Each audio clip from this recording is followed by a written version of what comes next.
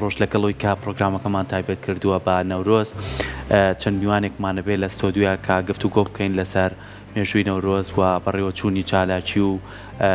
و ئاگرکردنەوە لە ناوچە جیاوازەکانی کوردستان بەگشتی و بۆیە پێمان خۆش بوو ئەمڕۆ یەکێک لەو کەسانی کە یەکەم میوانمانەویش کاک ناسی عەلی خەیات وەکو فۆتۆگرافەر کە بەڕێزیان و لە هەمان کاتیشا بتوانین ئێو کە سەردانی تەواوی ناوچەکانی کوردستانی گەورەی کردووە و بە کەسێکە لە چاوی کامێرەکەی و لە ڕێگەی ئەو پارچە ڤیددیویانی کە هەمیشە خۆی بە ڤیددیۆ ئەیگرێت بەشێکە لە دابوونەریتی کورد لە هەر پارچەیەکی کوردستان بێ بۆیە خەمخۆرێکە ئەشگەڕێ بە دوای ئەو خاڵە وردانەیە کە پەیوەستە بە مێژووی ئێمەوە و بە تەواوی ئەو ناوچانشی کە زۆر گرنگی پێداوە و واروەها یەک بابەتی گرنگێمە بە کۆی گشتی وەکو کاک ناسیح کە باسم کرد بەڵام باسیەوە بکەین بەڕێوەچوونی جەژنی نەورۆز لە گوندی دەشمەمێر چەشمێر بزین ئەم شێوازە لەوێ چۆن بەڕێواچێ و چۆن تایبەتمەندی خۆی هەیە بۆیە ئەمڕۆی میوانداری زۆر بەڕێز کاک ناسیحمان کردووە زۆر بەخێر بێ سواز نەورۆز لە ئێوە لەسەر جەمبینەرە جوانەکانی شاشەی کورسات لە هەموو کوردێک لە هەر پارچێکی کوردستان لە هەر گۆشەیەکی زەویا ئەژین ساڵی نوێی 2025 کوردی لە هەموو کوردێک پیرۆزەکەم هیوادارم ئەم جژنە بێتە جژنی ئاشتی و پێکەوە ژیان بێتە جژنی ڕێخەرەوەی هەموو کورد لە هەموو پارچەکانی کوردستان بتوانین کیانێکی جوان بۆ ئەم گەلە دروستکەین لە تۆش پیرۆز بێ و پیرۆزبایی لەکەین و جلەکانیش زۆر جوانە یەخوا ماشەڵڵا و لێ بێت پێمان خۆشە بەت لەوی بچینە لای تایبەتمەندی ئەو گوندە بە کۆی گشتی جەژنی نەورۆز وەکو تۆ کە سەردانی تاواوی ناوچەکانی کوردستانی گەورەت کردووە تا چەند کورد بە خەمی ئەم جەژنەوەیە تا چەند جەژنێنی نەورۆز لە دڵی کوردانایە و هەوڵێن کەم جەژنە بە بەرزی ڕابگرن لە هەموو پارچەکانی کوردستان زۆر بە گەرم و گوڕی زۆر بە گەرم و گوڕی پێشوازی لە جەژنی نەورۆز دەکرێ جەژنی نەورۆز تاکە جەژنی کوردە کە هەموو کوردێک توانم بڵێم شانازی پێ بکە و فەخری پێوە بکە بەڵام دە ڕۆژهەڵاتی نیشتیمان زۆر بە گەرم و گوڕی تر ئەم ساڵ پێشوازی لە جەژنی نەورۆز کرا و هەمیشە وتومە ڕۆژهەڵات ئەو پارچەیە کە قوربانێکی زۆریان ناوە لە پێناو کوردایەتی و زیندووکردنەوە و ڕاگررتنی ئەم دابوونەرتۆم کاڵچەرە کوردیانە لە نەورۆزیشا پشکی شێریان بەرەکەوێت ئەم ساڵ توانیان لە هەموو گوند و شار و شارۆچکەیەکی ڕۆژهەڵاتی نیشتیمانە ئاگری نەورۆز بکەنەوە بە جلوبەرگی کوردیەوە هەموو چین و توێژەکان بەیەکەوە یەک بگرن و بتوانن لە شار بە شار و دێ بەدێ و گوند بە گوند ئەو ناوچانی کوردستان لەوێ ئاگری نەورۆز بن بە جلوبەرگێکی کوردی جوانەوە بە شێوازێکی زۆر ئاشتیانە توانیان ئەم ساڵ ئاگری نەورۆز و پێشوازی لە نەورۆز بکەن زۆر باشە اینجا کاک ناسیح بەشدار بووی لە ئاهەنگە نەورۆزەکەی کە لە گوندی چەشمێر سەر بەناوچەی پاڵنگان بوو لەوێ ئامادەکاریەکان چۆن بووە مەراسیمەکە چۆن بەڕێوەچوو کۆبوونەوە جەماوەریەکان چۆن بوو ناوچی هەورامانێکێکە لە ناوچە جوانانەی کە هەمیشە دابوونەریتەکانی کوردایەتی تیا بەرجەستەیە و زۆر ئەیپارێزن گوندی چەشمێر مەجموعەیە گوندن پاڵنگان و چەشمێر و ئاریان و کۆمەڵێک گوندن کە پیانەوترێ گوندی گەرمەسێری ژاوەرۆ لە منتیقی ژاوەرۆن گوندی گەرمەسێرن خۆشبەختانە ئەوان لەبەرەوەی کە ناوچەکان ناوچێکی گەرمەسێرە یەک مانگی ڕێک پێش خۆمان ئەوان جەژنی نەورۆزەکەن یەک مانگ پێش خۆمان پێش ناوچەکانی تری کوردستان ئەوان نەورۆزەکەن ئەوان لە 22 ئیتر لەوێ بەهارە لەوێ نێرگیز سەری دەرهێناوە و خۆیان نوێنێ بەهۆیەوە کە نەرگیز دەرهاو لە هەر ناوچەیەکی کوردستانە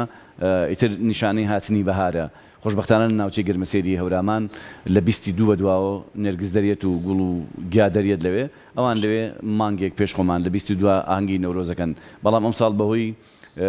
کەش و هەواوە بەهۆی ڕێگە پێنەدانی ئەو ئەنجومەنەی کە لێ ئەو کارانە بەڕێوە بن تۆزێ دواکە و لە دەوری یەکی سێ ئەم ساڵ نەورۆزەکەیان کرد کەوتە یەکی سێەوە کە یەکەم ڕۆژی مانگی پیرۆزی ڕەمەزانی کرد لەوێ جەژنەکە بەڕێوە چوو خۆشبەختانە لەوێ هەموو چین و توێژەکان هەموو کوردەکانی هەموو ناوچەکان جیاوازەکانی کوردستانی ڕۆژهەڵات هەمویان هاتبوون بۆ بەشداریکردن لەو جەژنە کاکسەرکەوە من بۆیە دڵخۆشم بەوەی کە لە ڕۆژهەڵات و جەژنانە پیرۆزبایی پیرۆز ڕاگرن لە هەموو ناوچەکان و بەبێ جیاوازی دێن لە هەر شوێنێک مەراسیمەکە بێ کوردایەتی بێ بۆ خزمەتی کورد بێ لە هەموو ناوچە جیاوازەکان و دێن بۆ نمونە من لە ڤیدۆکە ئەیبینن کە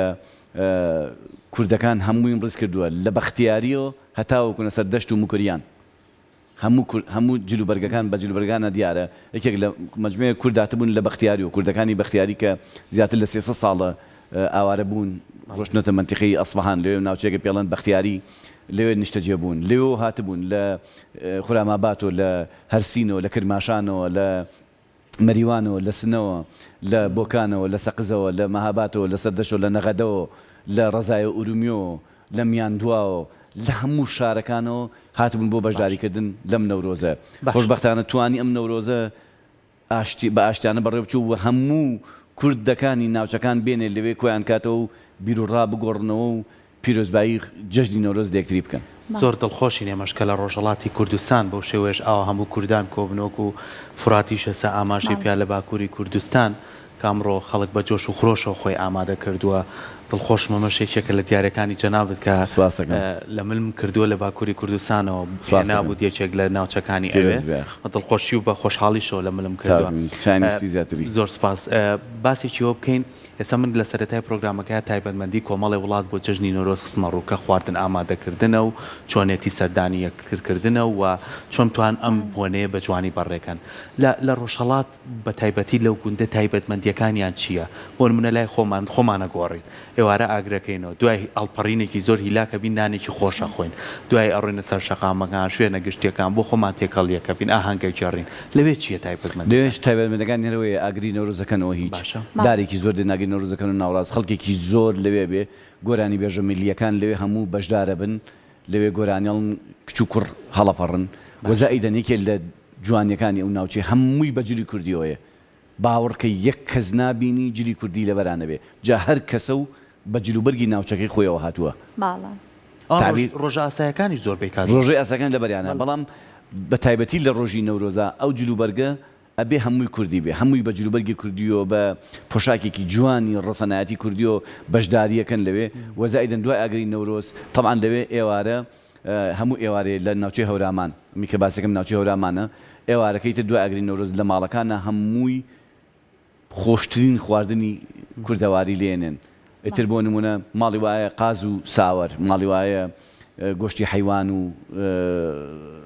خواردنە کوردەواریەکان یعنی ئەچیتە هەر ماڵێکەوە ئەوە نییە بڵی یەکی لەو تایبەتمەندانی کە من بەدیم کردم ساڵ لەوێ ئەوە بوو کە ئەو شوێنە و گوندی چەشمێرە هەموو ماڵەکان دەرگایان ئاوەڵا کرد بۆ میوانەکان خواردنێکی زۆریان کردبوو یعنی وەکو جەژنێکی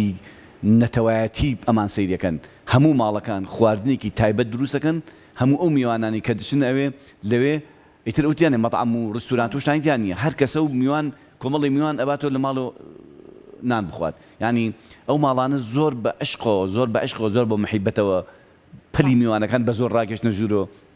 ئەبێ بچی نانە لەگەڵا بخۆیت و ئەو جەژنە پیرۆزکەیت ئەوان پیان وایە کە ئەو نانە ئێوارە نەخورێت لەو ماڵان ئەو میوانانە ڕێز لەو میوانەکە و نان نەخورێ و جەژنە پیرۆز نەبووە ینی بە زۆر ئەو خەڵکە ڕاکێشن داوەتیانەکەنە ماڵەوە بانگەنە ژوورۆ خواردنێکی زۆر بە چێژ زۆر بە تامی هەورامیانەی کوردیە خۆیت زۆر باشە بەجیا لەوەی کە هەموو هاوڵاتی کوردیەکان لەم جەژنانەیە بەشدار ئەبن هەندێکجار لێرە لەوێ ئەبینین کاکەسانی بیانیش هەیە لە وڵاتەکانی دیکەوە لەم جەژنانە بەشدار ئەبن تا چەند گرنگە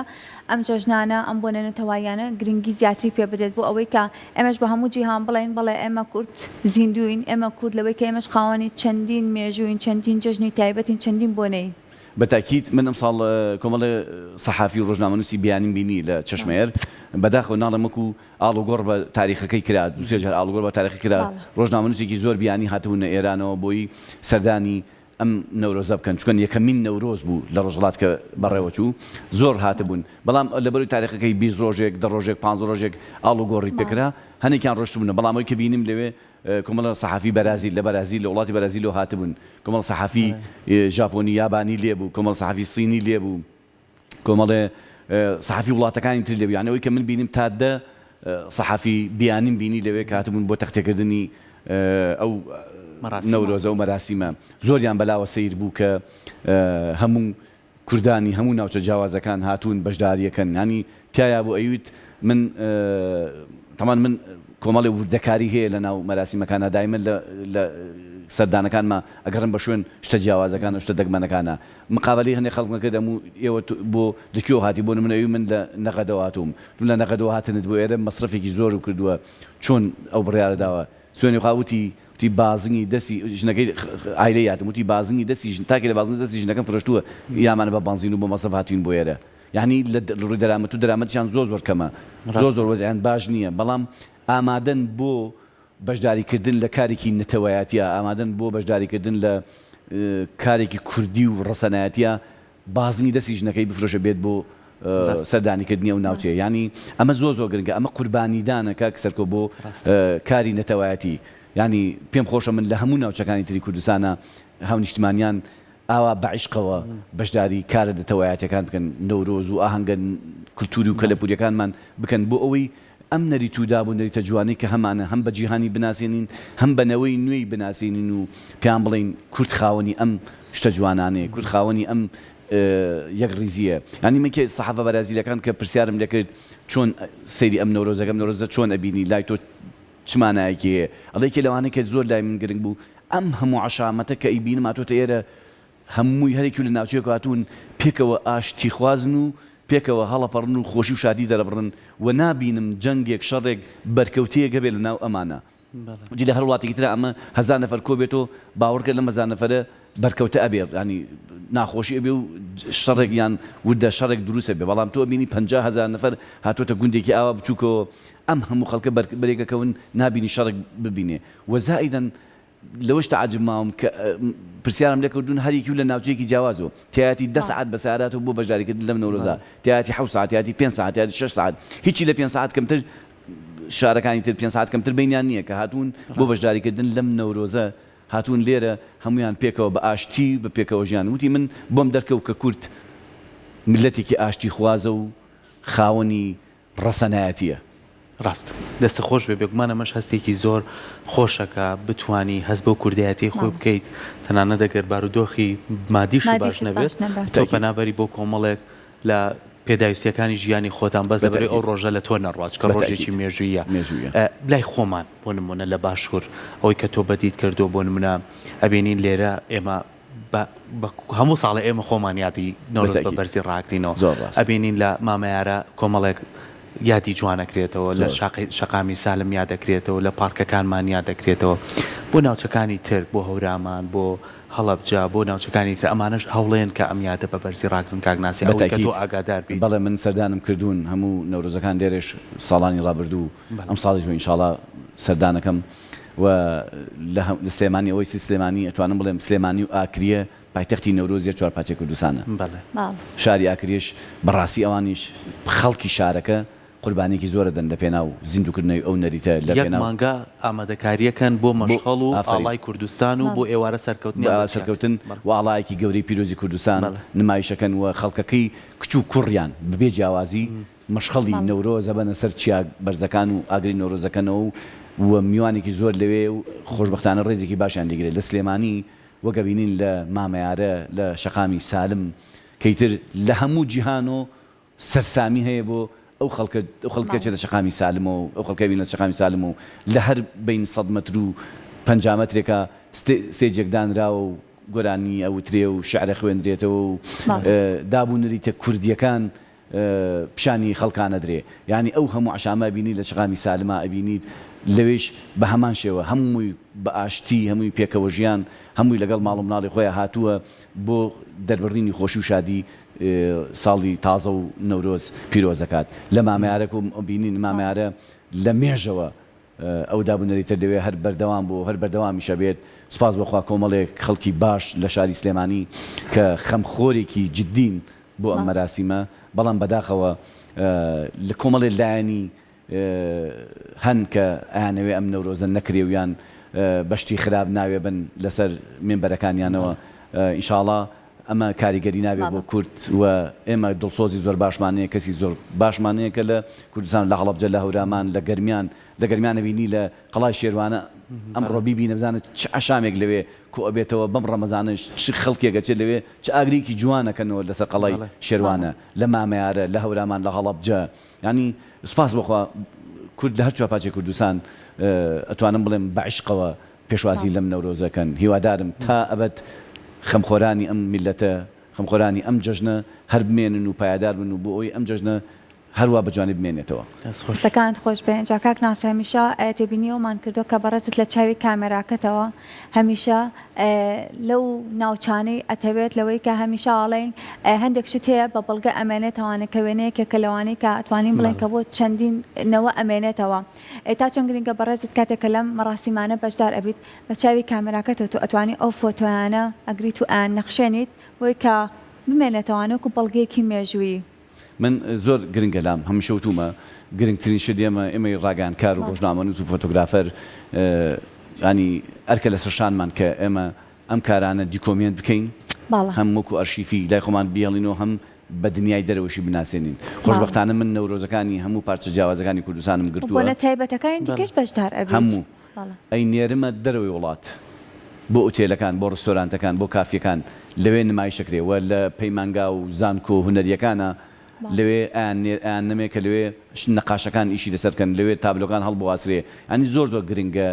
دیکۆمنتکردن یەکێکە لەو کارانەی کە ئێمە ئەتوانین سبەینێ دیفاع لە مافی گەلەکەمان بکەین ئەتوانین ئێمە لە ڕێی دیکۆمنتەوە ئێمە ئەتوانین داوای مافەکانمان بکەین ئێمەی کورد هەمیشە ئاشتی خواز بووین هەمیشە دوور بووین لە شەڕ و ئاژاوە هەمیشە لە ئادەمەحاوە تا ئەمڕۆ گەست تەماشا بکەیت کورد هێرشی کراوەتە سەر تا ئێستا کورد هێرشی نەکردو سەر کەس دیفاعمان کردو ئێمە ئەگەر شەڕیشمان کرد دیفاعمان کردو لە کیانی خۆمان لە نەتەوەی خۆمان لە نیشتیمانی خۆمان هەمیشە ئاشتی خواز بووین لە ڕێی ئاشتی و ئێمە توانیمان لە ڕێی قەڵەمەوە ئێمە توانیمانە ئەگەر بڕۆ تەماشای شاعیرەکانمان بکە هەموو شاعیرەکانیش لە ڕێی بەیتەکانیان و هەمویان تعبیر لەوەکەن کە کورد ئاشتی خواز بۆ کورد ئاشتی ئەوێ و کورد ئەوێ لە ڕێگەی نووسین و قەڵەمەوە کیانی خۆی و کولتور و کەلەپوری خۆی بگەێنێ بە دنیای دەرەوە ئێمەی فۆتۆگرافەر من ژۆکو خۆمەکو فۆتۆگرافەری هەمیشە وڵماوە هەموو ئەو کاڵچەرە کوردیە جوانانەی کە ناوچەکەمانە هەیە زیندووکەمەوە و تەسویری کەم فۆتۆ ڤیدیۆی بکەم و وەلای خۆم دیکۆمنتی بکەم و بە دنیای دەرەوە و نەخۆشی بناسێنمەوە. دەسەکانە خۆش بێ بێکمانەمە بابەتێکی زۆر گرنگە چکە تۆ یادکردنەوەی جەژنێکی ئاوا کوردی بۆ خۆی بۆنەیەکی زۆر گەورەیە کە بتوانین لە هەر چوار پارچەی کوردستان ئاوا ئەم بۆنێ بە بەرزی ڕابگیرێت لە هەر بارودۆخێکی نەخوازرایشا بۆ هەر کراوەم جەژن بەڵام ئەوەی کە گرنگە بەڕێستان وەکو فۆتۆگرافەرێ وەکوی کە زۆر ناوچەی کوردستانتان بینیوە بۆ تەواوی هاوڕێکانە ئەوانەی کە فۆتۆگرافەرن ئەوانەی لە ڕۆژنامەکانە کارەکەن ئەم ڕۆژە بە ڕۆژێکی گرنگ سێرکەن ئەم ڕۆژە بکەنە ئەرشیفێک بڵاویکەنەوە هونەرمەندان بێنە پێشەوە لە ڕووی شێوەکاری و نەورۆز بکرێتە تابلۆ کچ و کوڕان و ڕەشبەڵک بکرێتە تابلۆ خوشێوازی خواردنمان بکرێتە تابلۆ ئەمانە هەمووی دیکۆمنت بکرێ و بناسرێنێ ئێمە چییە نەریتمان ئێمە چۆن توانیمانە پارێزگاری لێ بکەین ئەمە نابێتە بەشێکی ئەوەی کە ڕاستێ مەم دوو ڕۆژە بە خۆشی بەڕێکەین بەڵام دوای ئەوە پرسیار دروستکەین ئەمە چییە و چۆن ئێوە کار ئەمە چۆن گەری لە زۆر گرنگە کاک سەرکۆمن هەتا لە نووسینەکانە بەسم کردووە من راپۆرتێکم کرد لە ماوە پێشەوە بۆ خۆم هەر بۆ خۆم کردومانێ بۆ بڵاوکردنم کردووە لە مامۆسای جامیعی تایە لە مەلای مزگەوتی تایە لە خەڵکی ئاسایی تایە کاسبکاری تایە لە خوێندکاری تایە لە پەیمانگا و زانکۆکانە لە هونەرمەندانی تایە باوەڕکە لە 100 نەفەر 15 نەفەر زانیەتی ئەم ساڵی چنی کوردیە هۆکارەکەی چییە؟ هۆکارەکەی ئەوەیە ڕاگەیاندنمان فۆتۆگرافەرانمان نووسەرانمان ڕۆژنامە نووسانمان ئیحتیمامێکی باش بە ساڵە کوردیەکان نادەن منەی بینم لە شاشە جوانەکەی کورساتەوە بەنامەی کاگاری کە مانگەکانی کوردی نووسی و دایناوە خەڵک وەکو پرسیارێک خەڵاتی پێبات و نێبات ئەوە من دانی باوەڕ کە ئەڵێ گەشتکەش باڵای پێکەم ئەو فەخری پێوەکەم ئەمە ئەرکێکی گەورەیە لەسەر هەموو ڕاگەیانەکانی کوردستان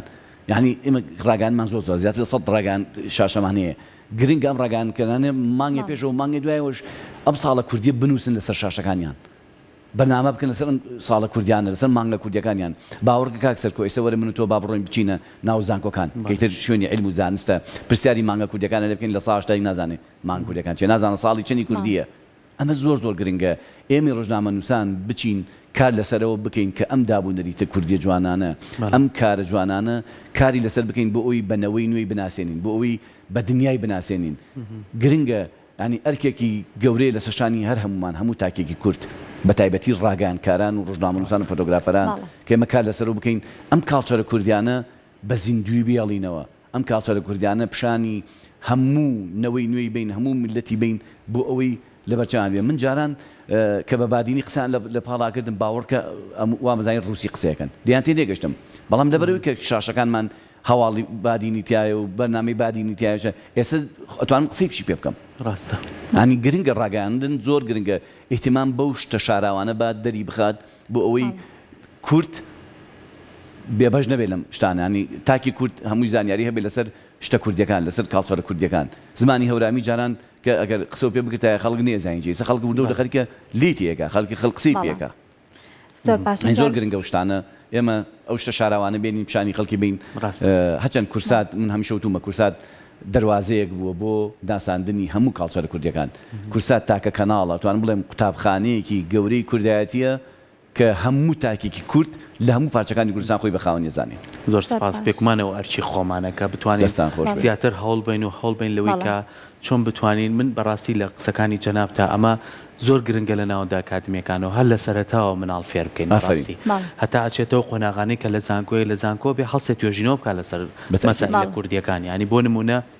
لە ڕووی زمانەوە لە ڕووی کەلتورۆ لە ڕووی جەژنەکانمانەوە لە ڕووی دابوونەریتەوە لە ڕووی جلوبەرگەوە لە ڕووی شێوە زاراوەکان و کە ئێمە هەمانە لە ڕووی ئەوەی کە مناڵێک پێمان و باکووری کوردستان نەڵێ کوێ باکووری کوردستان تەنانە شارەکانیشی لە بەفر ئەمە چۆن نەکرێ ئەمە ئەکرێ بۆ قۆناغانەی کە بچێتە ناو سیستەمی خوێندنەوە بۆ نمونە جەژنی نەورۆز یەکسەر مناڵەکە لەبەری بێت جلی کوردیە ناخواردنە خۆشی دەربڕینە ئاڵای کوردستانە ئەمە شتێکی زۆر ئاسانەکە زۆر بۆیە هیوادارین کە ئەمە زیاتر کاری لەسەر کرێەوە زیاتر بچێتە بواری جێبەجێکردنەوە ئێستا کاریشی لەسەر دەنگاکانەوە جەژنە نەتەواتەکانەوەی کە گرنگی پێ ئەدرێت ئێستاوانەیە کە سیرەکەی کە مناڵەکان ینی خەریکی ئەوەن لەوەی کە بەدوای بۆنە کوردەواریەکانەوەن بەر بە پۆشینی جلوبەرگە کوردیەکە بێت ئەمە بەسە لە سەرەتا بۆ مناڵێکی بچووکلەوەی کە هەستکات پۆشاکێکی هەیە پۆشاکی نەتەواتی و ڕەسەنایەتی هەر ڕۆژانە کە لە خوێندنگەکانە لەسەر تەختە ڕەش کە تاریخی زاینی ئەنووسرێ با لە ژێریش یا لەم سوچەکەی تاریخی زاینی یا سوچەکەی کوردی بنووسرێ گەنجەکان مناڵەکانمان بزانن ئەم ساڵی چنی کوردیە ڕاستە زۆر زۆر گرنگە باوەڕکە سەرگۆی سەبچە لە بازار بچارەکە خەڵک نازانن من مەبەستە سەرچەکەمەوە بوو لە قسەکان ینی ئێمە بەستەنها ڕۆژی نەورۆز نەزانین فەریلی کوردی لەبەرەکەین ئێمە بە درێژایی ساڵەکە بزانین ساڵەکە بۆنەکانمان نەریتەکانمان خواردنەکانمان چییە من زۆر کادۆتومە لێرەشەوە ئەڵێم بۆی کە گلەی کەسیشمان نێتە سەر ڕاستە زانست و زانیاری گرنگە بەڵام زمانی دایکم لا مشتێکرا دوای ئەوە پێویستە زمانی دۆم فێر زۆر ڕاست کەلتوری خۆم گرنگدرا دوای ئەوەنجا کەلتوری گەلام بۆ لەبەرەوە یەکەم شت زمانی خۆمە هەموو نەتەوەیەک بە مافی خۆی زانم منیش کوردم بە مافی خۆم ێزانم بۆیە هیچ کاتێک چاولێکەری هیچ ئیسفادەی نییە بۆیە مناڵەکانمان بەوە گۆشکەین کە جلی کوردیمان لەبەر کرد بزانێم جلە کوردیە چیە نەک پرسیارمان لێ بکە ئەوش بەوە چێ خێزان و پەروەردە ڕۆڵێکی بەرچاو هەن نمونە دوێنێ پێرێک کە ئاری لە بەنامەکە پرسیاری کرد پشتوێن بۆ لە قوماشی ئافرەتانە لە سەتا ئەتوان بڵێم هەزاری لە سلێمانە لە سەتا 90 نازانێ بڕۆ پرسیارێکی نازانێ هەمووشی گوڵگوڵۆشی بەستی هەمووی قوماشی ئافرەتانە چون ئافرەت لە قانون و لە کولتور و کەلەپوری کوردەواریە گەورەترین پشتی پیاوە ئافرەت نیوەی کۆمەڵگایە پیاوەکە بەنیا پیاوەکە بە دوو لە تۆ پیاوەکە بە دوو لە تۆ پشتوێن ینی تعبیرە لەوەی ئافرەت نیوەی کۆمەڵگایە دایکی ئەو نیوە کەشێتی ڕاستە ینی ئەمانە زۆر گرنگن ئەم فەرەنجیە ڕۆڵی چییە ئەم جلە کوردی چییە ئەم پارچە ینی ئەم شێوازە کوردیانە ئەم کورد و پێشینانی خۆمان هیچ کارێکیان بە حکمت نەبووە یعنی هیچ کارێکیان بە حکمت نەبووە هەر کارێک کراوە هەر دیزاینە کراوە لە جلی کوردیا لە ماڵە لە خواردنە لە هەموو شتەکان هەبڕ خواردنەکانمان سیر کە خواردنەکان کە لێنێن هیچ خواردنێکی کوردەواری بە حکمت نییە بێ سوود نییە هەمووی سوودی خۆی هەیە و سوودێکی باشی تەندروستی هەیە بۆ ئینسان ینی پێم خۆشە ئەم سوودانە ئەم شتە جوانانەی ئەم